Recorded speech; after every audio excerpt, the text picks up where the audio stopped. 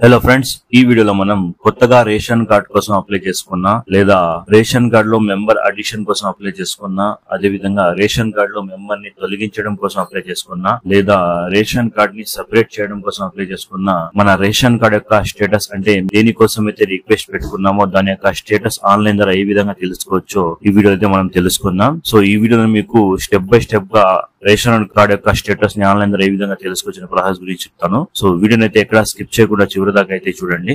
ఒక చిన్న request, video description లో మీకు మన టెలిగ్రామ్ ఛానల్ యొక్క లింక్ అయితే పెట్టాను. సో ఆ ఛానల్ లో తప్పకుండా జాయిన్ అవ్వండి. సో ఈ ఛానల్ లో జాయిన్ అయిన తర్వాత మీకు అమెజాన్, ఫ్లిప్కార్ట్ వంటి ఆన్లైన్ సైట్స్ లో ఏదైనా ఆఫర్స్ నడుస్తున్నా లేదా డీల్స్ నడుస్తున్నా లేదా ఏదైనా వస్తువుపై ధర తగ్గినా దానికి సంబంధించిన పోస్టులు అయితే ఈ ఛానల్ లో మీకు దొరుకుతూ ఉంటాయి. సో దీని ద్వారా మీరు చాలా తక్కువ ధరలో మీకు కావాల్సిన వస్తువులు అయితే కొనగలరు. సో అందుకోసం తప్పకుండా మన డీల్స్ యొక్క టెలిగ్రామ్ ఛానల్ ని జాయిన్ అవ్వండి. అదే విధంగా మీరు మొదటిసారి మన ఛానల్ చూసినట్లయితే రోజు ఇలాంటి యూస్ఫుల్ ఇన్ఫర్మేషన్ కోసం మన ఛానల్ తప్పకుండా సబ్స్క్రైబ్ అయితే చేసుకోండి. ఆన్లైన్ ద్వారా మన రేషన్ కార్డ్ యొక్క సర్వీస్ రిక్వెస్ట్ యొక్క స్టేటస్ ని తెలుసుకోవడానికి అన్నిటికన్నా ముందు మనం మన మొబైల్ ఫోన్ లో లేదా కంప్యూటర్ లో బ్రౌజర్ ఓపెన్ చేసి vswsonline.ap.gov.in అని సెర్చ్ చేయాలి. దీని యొక్క డైరెక్ట్ లింక్ మీకు వీడియో డిస్క్రిప్షన్ లో కూడా దొరుకుతుంది. సో ఆ లింక్ మీద క్లిక్ చేసుకోగానే మీరు ఏపీ సేవా పోర్టల్ కి సంబంధించిన అఫీషియల్ వెబ్సైట్ లోకి అయితే వచ్చేస్తారు. సో ఈ విధంగా మీ ముందుకు ఏపీ సేవా పోర్టల్ కి సంబంధించిన అఫీషియల్ వెబ్సైట్ అయితే ఓపెన్ అవుతుంది. సో ఇక్కడ మనం చూడవచ్చు,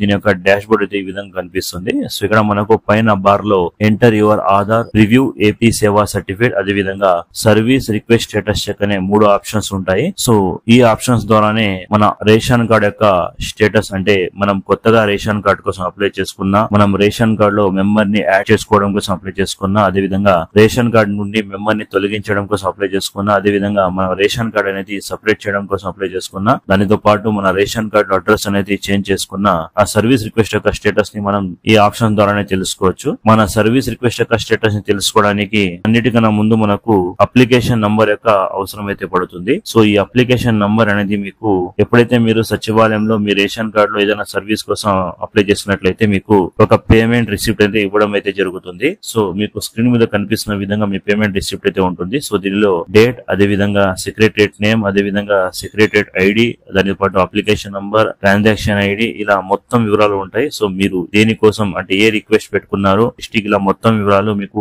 ఈ పేమెంట్ రిసిప్ట్ అయితే ఉంటాయి. సో మన సర్వీస్ రిక్వెస్ట్ యొక్క స్టేటస్ ని తెలుసుకోవడానికి మనకు ఏదైతే అప్లికేషన్ నంబర్ ఉంటుందో అదైతే అవసరం పడుతుంది.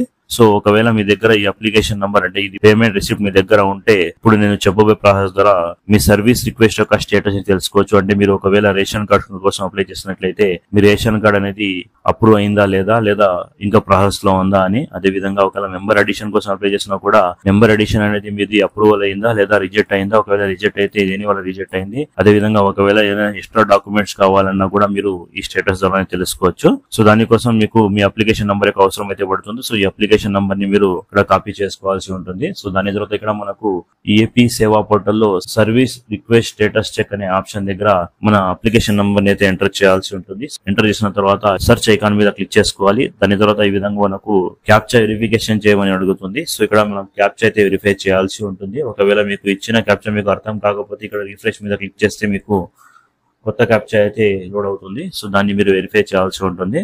సో ఇక్కడ క్యాప్చా ఎంటర్ చేసిన తర్వాత సబ్మిట్ మీద క్లిక్ చేసుకోవాలి. సబ్మిట్ మీద క్లిక్ చేసుకుని ఈ విధంగా చూడవచ్చు, మనకు ట్రాన్సాక్షన్ డీటెయిల్స్ అనే ఒక పాపప్ అయితే కనిపిస్తుంది. సో దీనిలో మన ట్రాన్సాక్షన్ ఐడి, మన డిస్ట్రిక్ట్ నేమ్, అదేవిధంగా మండల్ నేమ్, సెక్రటరియట్ నేమ్, అదేవిధంగా సర్వీస్ నేమ్, సిటిజన్ నేమ్, ఇలా ఈ విధంగా మనకు ఒక టేబుల్ అయితే కనిపిస్తుంది.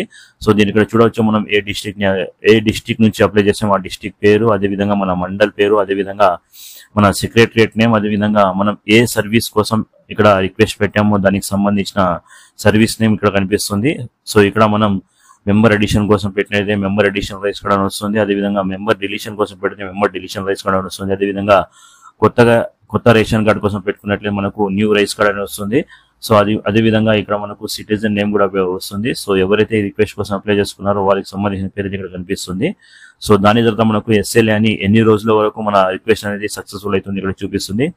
సో అప్ టు 21 days అని చూపిస్తుంది. అదేవిధంగా ఇక్కడ మనకు స్టేటస్ అయితే ఇక్కడ తెలుసుకోవచ్చు, మన అప్లికేషన్ అనేది ఎక్కడ పెండింగ్ ఉంది అని. సో దీన్ని చూడొచ్చు, మనకు పెండింగ్ విత్ తహసీల్దార్ అని చూపిస్తుంది. సో మన ప్రెసెంట్ చెక్ చేసిన అప్లికేషన్ అయితే తహసీల్దార్ దగ్గర పెండింగ్ ఉంది.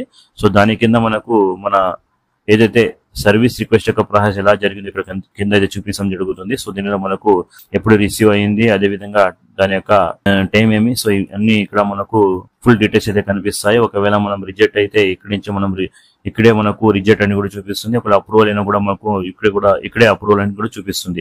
సో ఈ విధంగా మనం ఆన్లైన్ ద్వారా చాలా ఈజీగా మన రేషన్ కార్డ్ యొక్క స్టేటస్ అయితే తెలుసుకోవచ్చు.